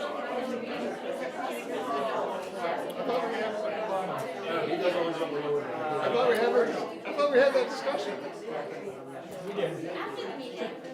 Just like the chairs.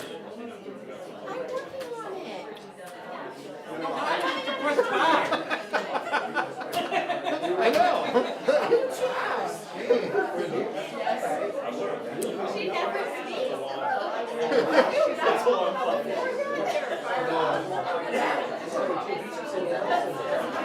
You can have all these. We've thrown out a couple and We were thinking moving target. Moving target, I like that. Put a rope on them in the rain. Do that. yeah, sometimes they just let down or fall back. We've lost a couple that went in your dumpster. They need to go. Which is a nice big, healthy one with the reclining. Yeah.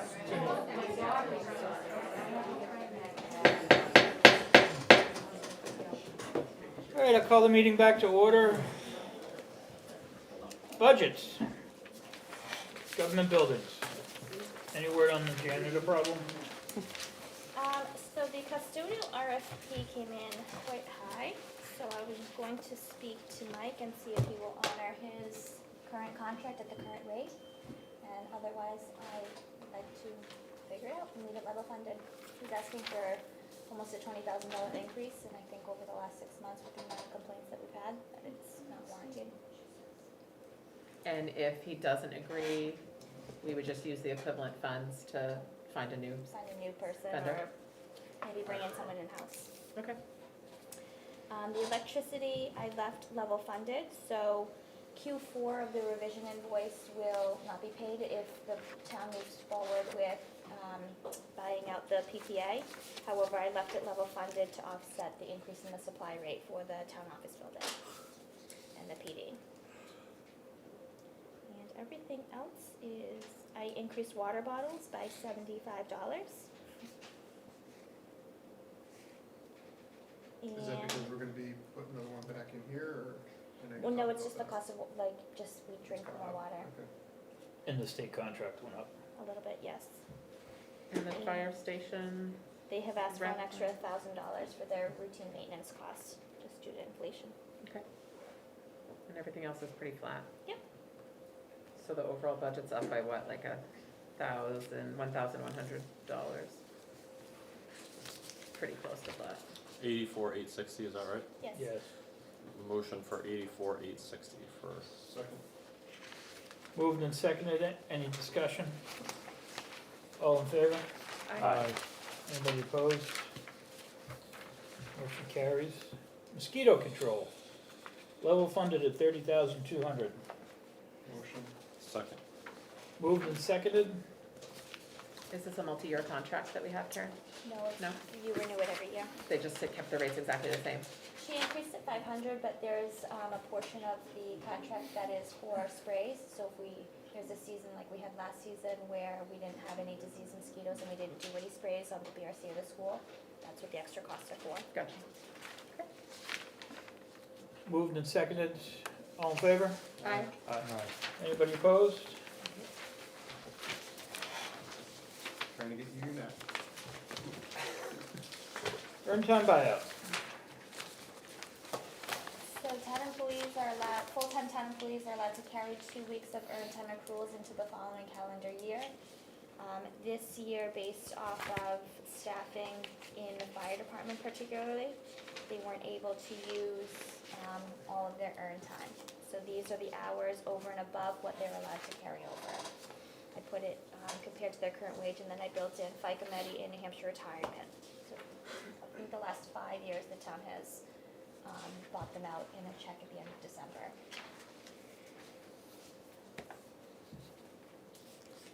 And those funds come out of Their operating budgets. just the operating budgets?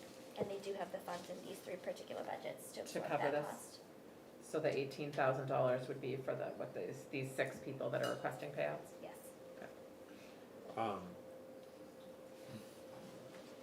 Are the 2 large ones, is that normal for what we've seen in years past? Yes, Because they tend not to use their they time, don't use their time.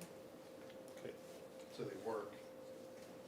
So if they didn't work, they'd be picking up overtime, Plus, they're the most tenured employees. Right. Yeah, makes sense. so they get the most time, most earned time. I don't, next year after budget season, I'd like to do some amendments to the personal policies and maybe Yeah. add some buyouts. But I don't think we can keep going forward with buying out 160 hours of time. This year, he's short-staffed and covering it, but Yeah, I think that we should probably look at that. As part of the discussion where we were gonna discuss like the sick days and all Yeah. of that stuff together, right? Okay. Yeah. Yep, sick days, yep, sounds good. Kind of freshen up that policy. Well, yes. So this is budgeted, we're fine. this Yes. comes out of payroll, within our this year's budget Yes. without going over. Mhm. Okay, so Make that's, a motion for the 18,216.93. Second. Moved and seconded, 18,216.93. All in favor? aye. Anybody opposed?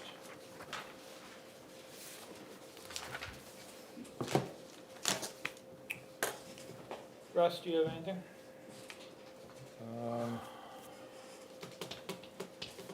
Energy, Budcom, I'll be there Monday. I'll send you a copy of the school budget. Okay. I don't think so. John?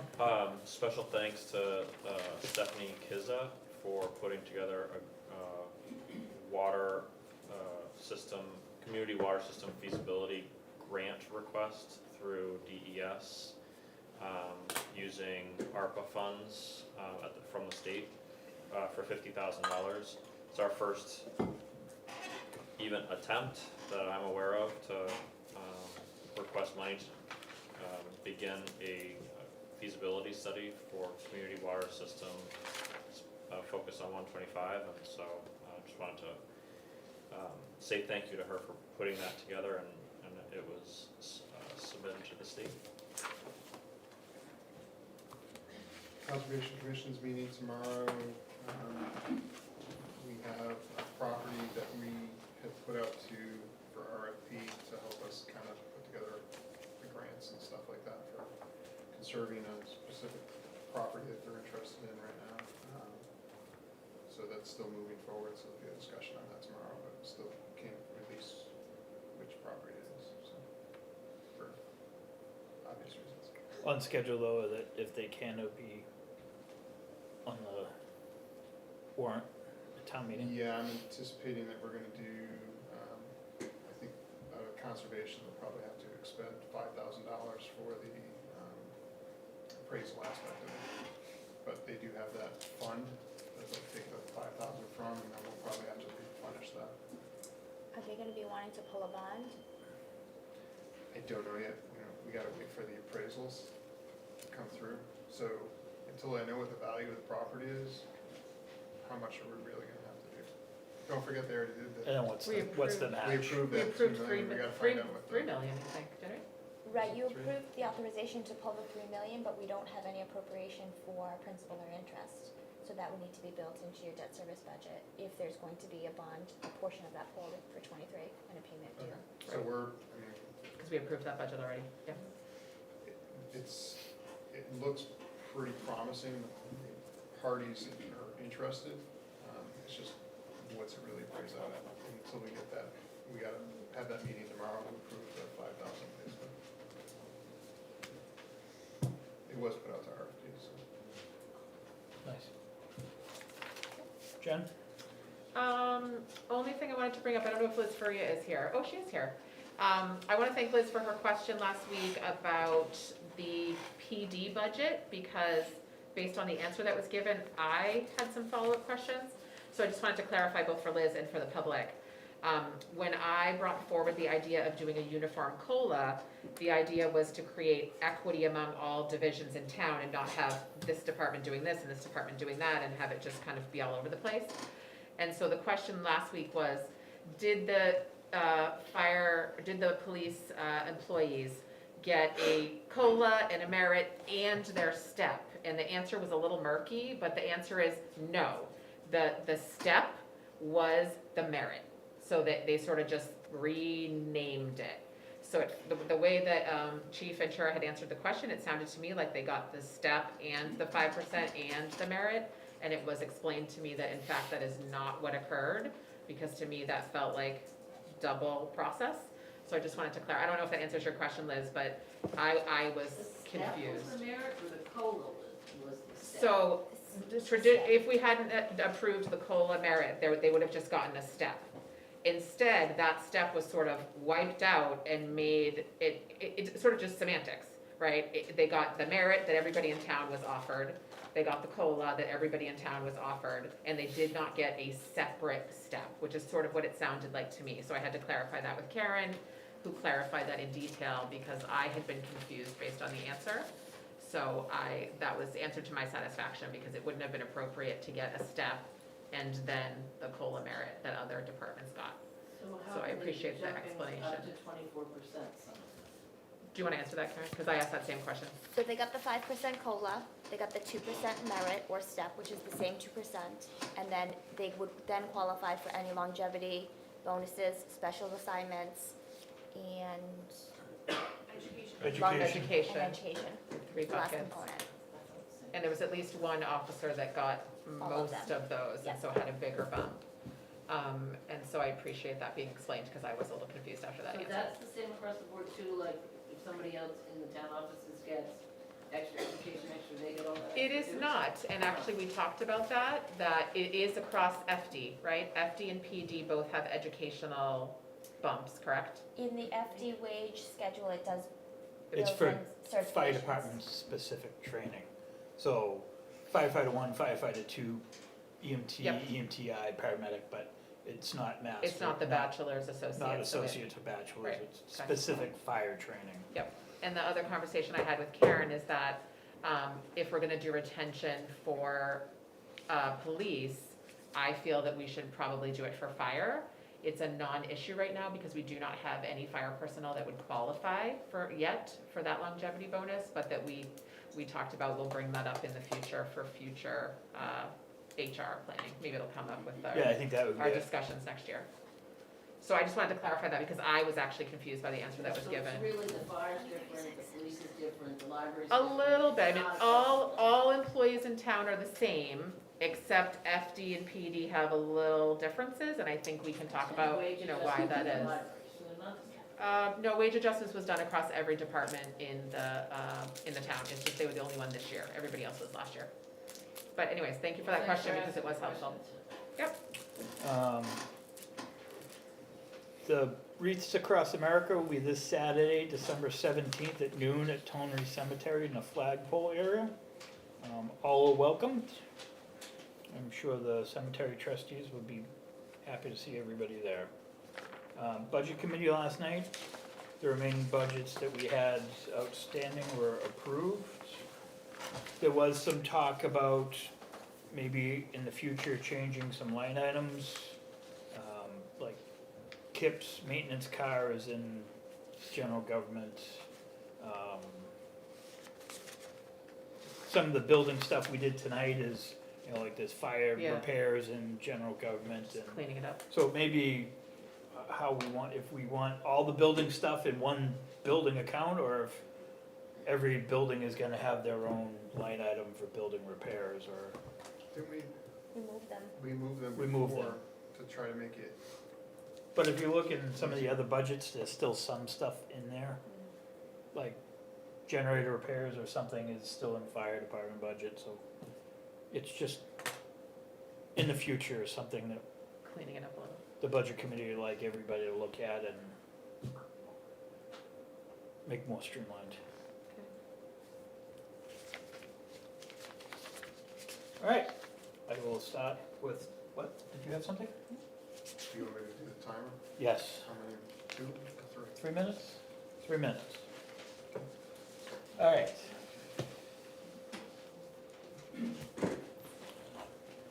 Yes, sir. Belanger, 128 Middle Road. I'd just like to know why we skipped over the Brentwood newsletter item. And I would like those people who voted for it to explain their vote, and those people who voted against it to explain their vote. We didn't skip over it, we just moved it to the beginning. And it's been, Yeah, when we returned from recess, that was the first thing we did. And we've hashed this out. I don't think the board members need to explain one way or the other. If they want to, that's fine. Oh, yes, I think they do. I agree. Said it multiple times. I voted nay because I felt like the townspeople wanted it supported at our last town meeting. I felt it was, all the concerns that people had, it was still voiced that they still wanted this valuable, resource. But I'm in the minority, I'm 1 out of 5, so. Well, I'd like to know why the other ones voted against it. Well, as, Maybe you can convince me that it's Yeah. on the wrong side. well, and at the risk of repeating a lot of stuff, but I appreciate the question. The history since this new board was voted in is that we had extensive conversations and negotiations with the newsletter. And we had quite a long conversation leading up to the last vote on the budget. At that time, there were all kinds of things discussed, including making sure that when people submitted letters to the board, that they received an email response. And if their piece was not gonna be published, that they received a response as to why. We discussed the incendiary, inflammatory letters that raise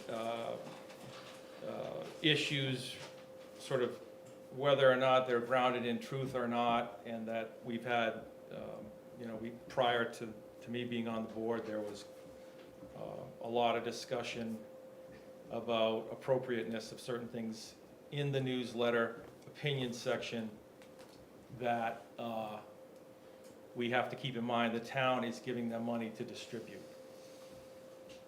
If they were separate and paying for their own distribution, not an issue. They can print pretty much whatever they want, I suppose, within the bounds of the law, and we don't have anything to say about it. But the town is funding, has been historically funding, providing funding to the newsletter, and asked for the newsletter to make some changes in the way that they handle it. And when we got to a couple weeks ago, and we discussed the newsletter, and Jim Hager was up here representing the newsletter, we expressed, the majority of the board was on board with the idea that going forward, we would not provide funding if there was an opinion section in there, because two issues ago, there were letters in there that were, in my opinion, and opinion of the majority of the board, inappropriate for the town to be paying to distribute. So attacking teachers, attacking LGBTQ people. And it was in direct conflict with the conversation we had last March, where we said, where the newsletter sat here, folks sat here and said, we understand, we'll do better, you have to trust us.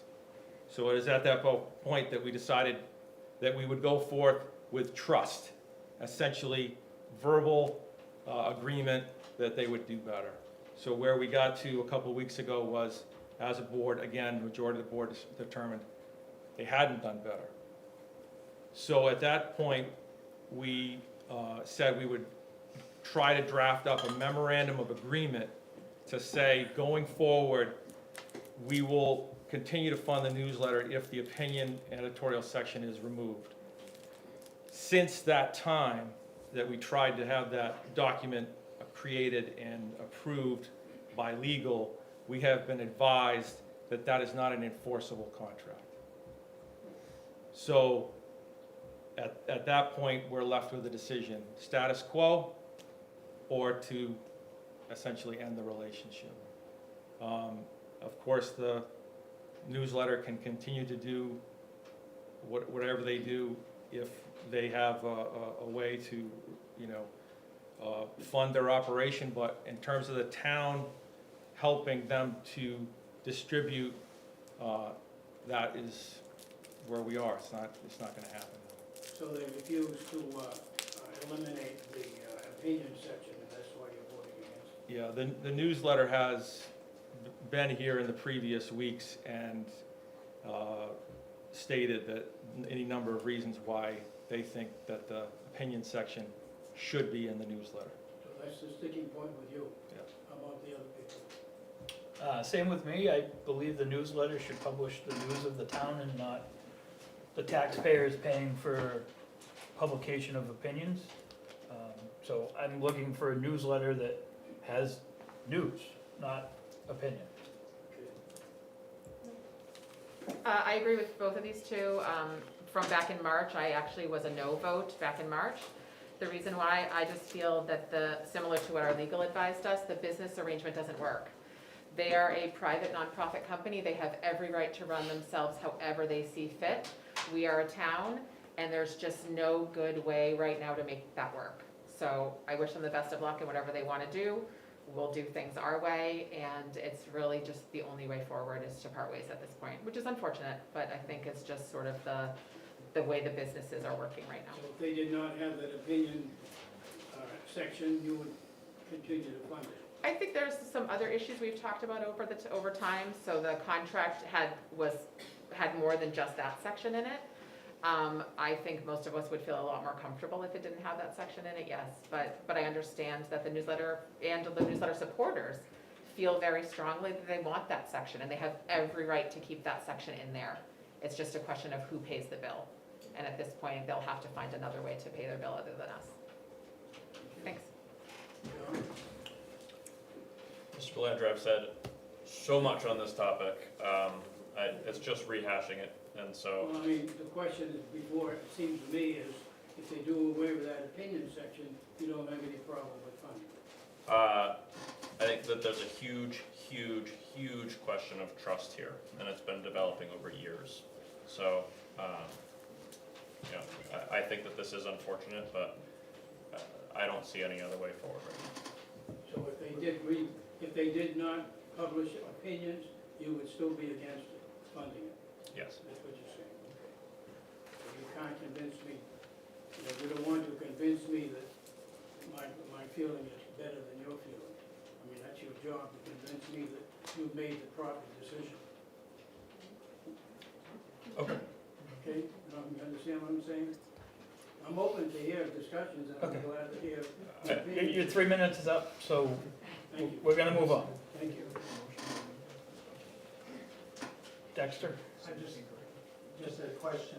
just name and road name. Oh, Dexter Swayze, 42 Old Gordon Road. The newsletter is gone, the substitution for it, no, nothing? TBD. To be determined. By who? But if it has any opinions in it, since it seems to be a very hypersensitive thing to an opinion section, there'll be no opinions in, if anything new that's formulated. I guess that's my point, because if you say, I don't know, I think the sky is blue, that's an opinion. And someone's gonna say, I don't like that opinion. You see what I'm saying? Yeah, You've gotta be, The- now the- you've made it. The idea is the Girl Scouts are having a fundraiser this weekend. Perfect. The library's having Perfect. lunch with Santa. The Boy Scouts are picking up trash on the Don't side forget of to pay your Riddle Road. taxes.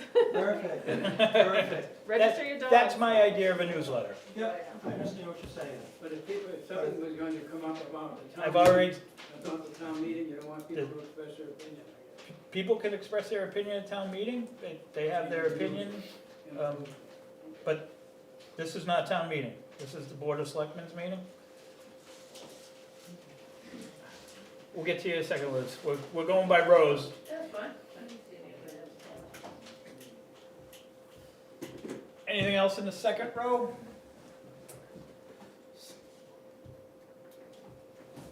Jim Misha, 329 Route 125. I just want to again remind the select board that the overwhelming support for the Brentwood newsletter, it was voted on, and so each and every one of you that voted against it are,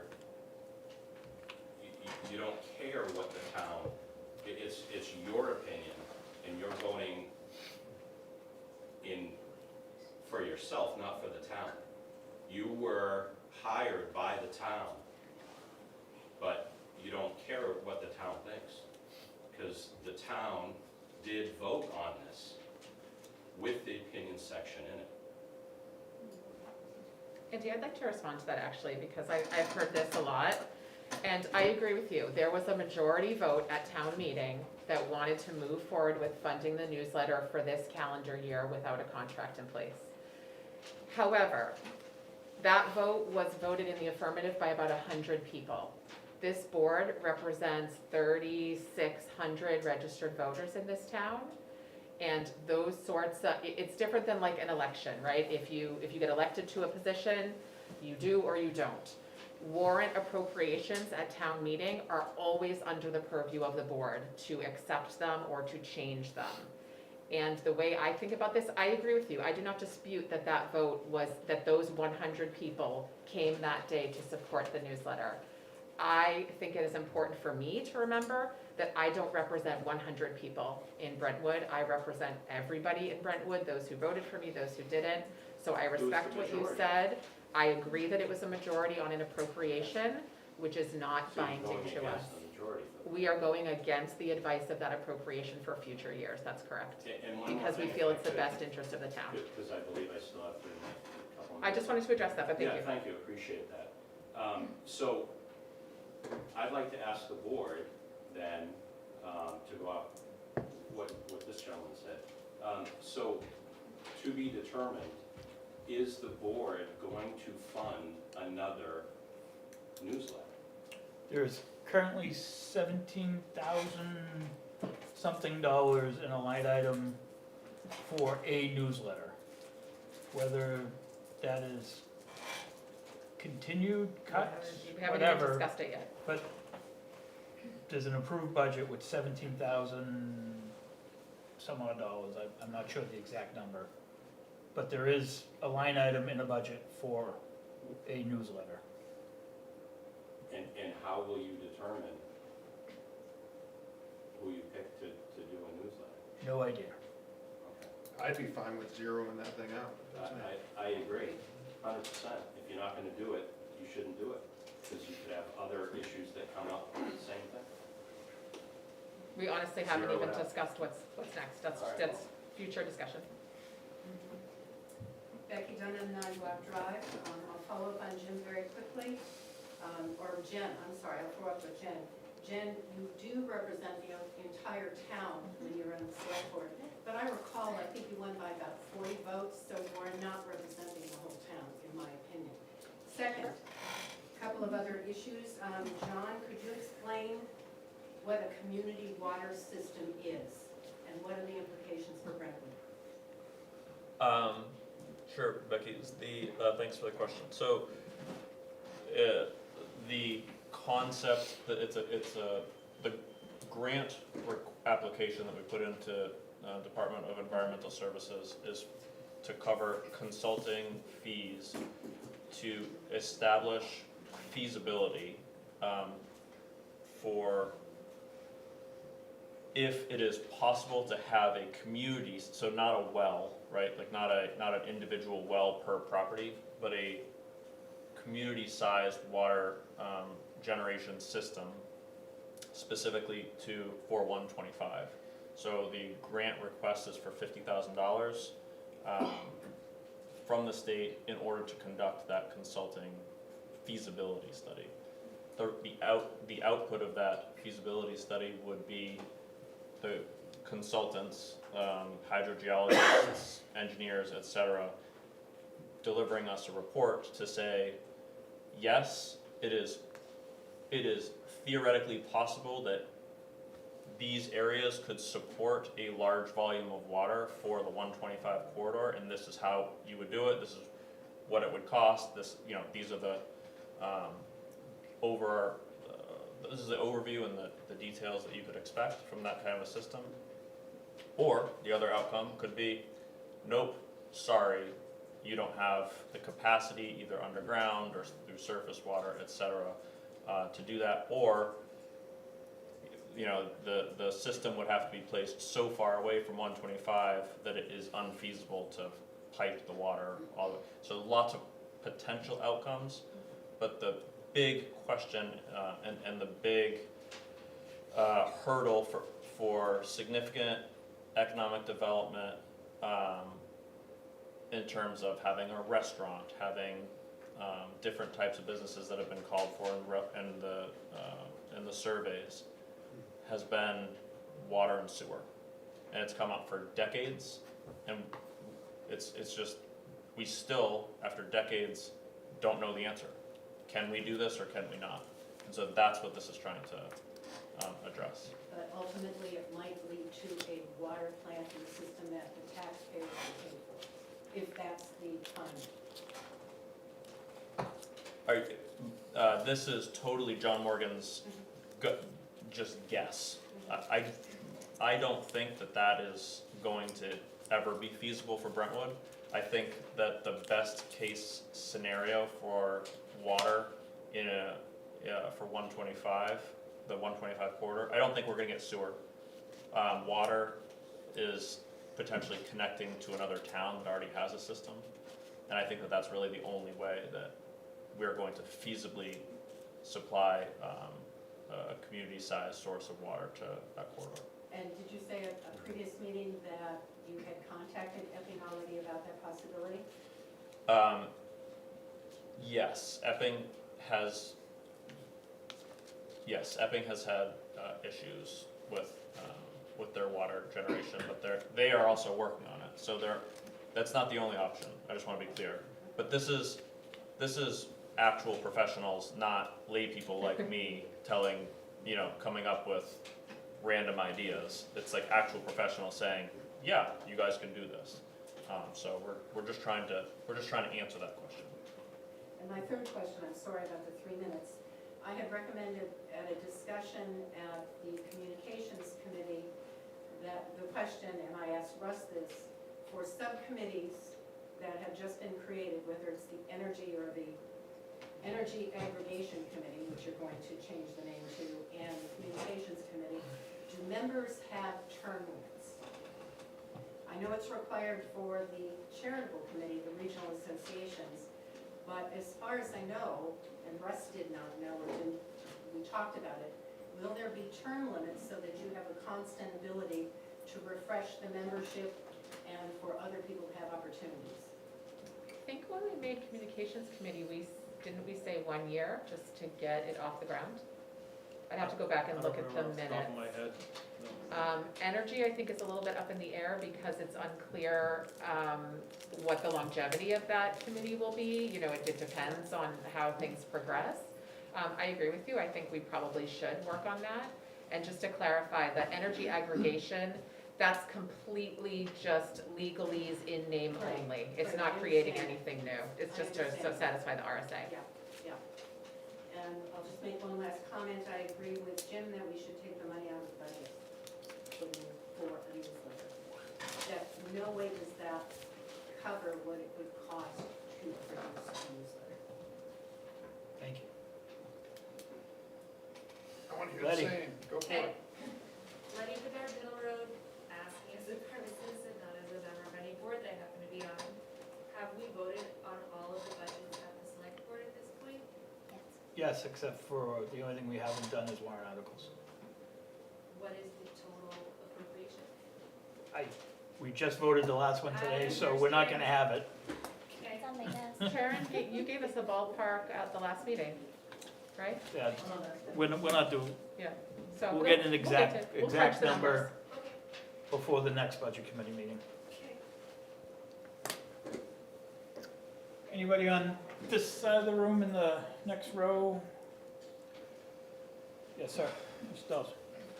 Steve Dawson, Red Line Road in Brentwood. I just wanted to speak in support of what the select board has decided in terms of the newsletter. I appreciate that we've been able to have a calm and thoughtful discussion on all. I know it's been really hard work for everybody. And I just want to recognize that there are a number of people in town who are in favor of your decision, and I appreciate the process by which you've gone to thoughtfully continue. Thank you.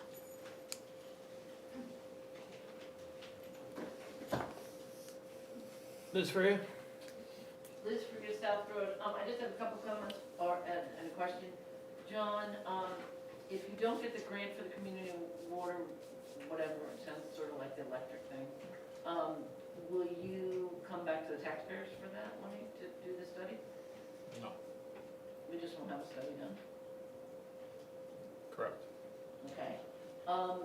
The rec director mentioned something about doing the flooring in June, which seems to me about the worst month you could do the flooring since you have weddings and graduations in June.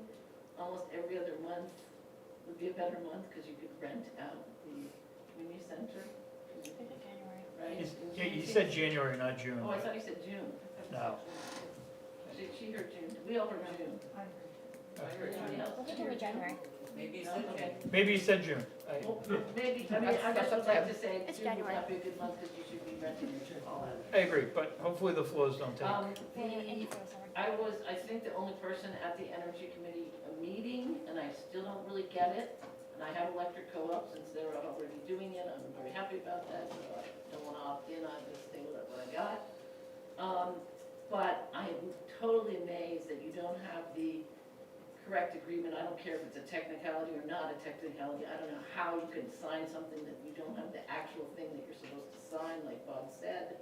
And if we couldn't even start until in 2 years from now, I still don't understand the rush. Hurry up, hurry up, hurry up, do the joint powers agreement, which now you've done, and almost nobody understands, and I bet half of the board doesn't really get it either. So I don't understand that at all. Liz, I hope you will come and invite any similar people with questions to one or both of the public hearings on Yeah, this. but that was one other question, why are there two public hearings? It's required under the RSA, I believe. Is that the only thing that requires two public hearings? I've never heard of two public hearings. I believe it's how the RSA was structured. Okay. Well, I came, I tried to learn about it, Yeah. it's just, and the guy was very good, I have to say, he was very good, I just don't understand the rush. Please come to us. Finding, I come from a family of lawyers, it's ridiculous to sign something you don't have the right agreement. Back to this side, anybody over here? Yes, ma'am. Deb Simmons, Market Road, I want to thank the board for your decision on the Brentwood newsletter. I know we've worked hard to do that, and I'm sure that I know some people don't think it was fair because of how many people were at town meeting, but I don't think we should discount how many people also showed up at the rec hall to discuss it along. That was an overwhelming crowd there, so I think there's a lot of support behind what the select board's done tonight. Thank you. And I'm gonna comment because I can. The legislative body that showed up to vote in March was the duly elected legislative body. whether Jen is happy that there was 100 people vote sway, difference, whatever, it doesn't really matter. They're the ones that actually showed up to vote, and when we have a town meeting, town government, which is what we currently have, we don't have an SB2 town, we have a town government. So the people that actually show up, that is the duly sworn legislative body that gives the direction and the marching orders for this board to go by. If they ignore that, they do it at the detriment of their own reelection. After being somebody that's been in this town politics for now 18 years, and thank God I'm done in March, I can't wait. Finally retiring. I'm done. Not unless you get written in. And I still won't accept. So I'm just saying. What? Yeah. There's one stipulation that I have. So I think that's something that everyone needs to remember. Is that's the legislative body that makes it. Whether you're happy that there's 3,600 people that can show up, if they don't show up, so sorry, so sad. They get what they get, because those are the people that showed up. If there was a school warrant to say we want $60 million and only so many people show up for it, they get what they get. That's part of the legislative body. So whether you agree with it or not, you're stuck with what you get. Did you set a timer for yourself? Yes, I actually did. Because you gotta go take a nap. Mr. Dawson, you already spoke, so, Can you speak again? no. You can use 4 minutes. Does anybody else on the side of the road? Are you asking for my road? Sure, I just name and road name. oh, right, sorry, Jessica Belucas, Scrabble Road. This is more of a question than a comment, I guess, but I know for the newsletter, I think most of the town people wanted some sort of newsletter. We had trouble coming to the agreement of what that newsletter would contain, clearly. It's been years in the making, this discussion. But I think we all agree that it's nice to have a place that says, like, this event's coming up at the rec center, this event's coming up at the library. And I'm wondering, if we have $17,000, and we also have a new town Facebook page, is there a way that we could post that type of information on the town Facebook page? Like a social media coordinator of some sort. That's a huge step from where we were, but I think the communications board Yeah. would basically, it's something for them to take up, Yeah. is what they can post on our social media for stuff coming up. And I think we already try to post some of those other things onto that Facebook page. That's why that Facebook page is set up with no comments. It's Yeah. literally just an information board. Exactly. So it stops that. Opinion It stops the opinion and the political. Which makes sense for a Position. town Facebook page. Doesn't belong, right? I was gonna come up with a few, but I figured I'd just say position. Eric? Eric Jerky, buddy, I just wanted to say, I appreciate that you all put the money into the budget, glad it's there. I think the newsletter in its core substance, which I think is what you're trying to get back to, has been greatly valuable the whole time that I've lived here in Brentwood.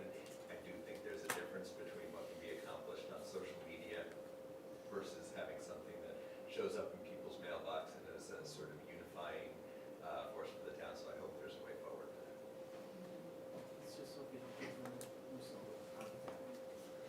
All right, Can I just ask a clarifying question? sure. The rest of my 3 minutes? Steve Dawson, Lat Road. So I just want to understand what Mr. Montgomery said. The vote at the town meeting was a direction for the current budget year, right? Correct. Is that true? It's the direction from the legislative body, it's for directions for what we have It was, to do. yeah, for it the was for $11,000 for this year. current Correct. fiscal year. The, So the decision the that book was made goes, by the board tonight is about going forward, and between the time of the town meeting vote and now, there's been experience and new information. So it doesn't seem to me to be an application of what the town said, that the select board has met the requirements that the town voted on for this current year, and now there's New Year's future decision, and I think you would have to go back and actually look at what was voted on. No, you had your time. Beep, we're done. So you have to go back and look what was voted on. They voted that they didn't want to have it as a warrant article going forward. They voted that they wanted it put back into the budget. They voted that they wanted the Brentwood newsletter funded. So that was what was voted on. It has been put back into the budget, but then this board, the majority of the board, not myself, voted to basically not do the Brentwood newsletter. That's their choice. Do I agree with it? No.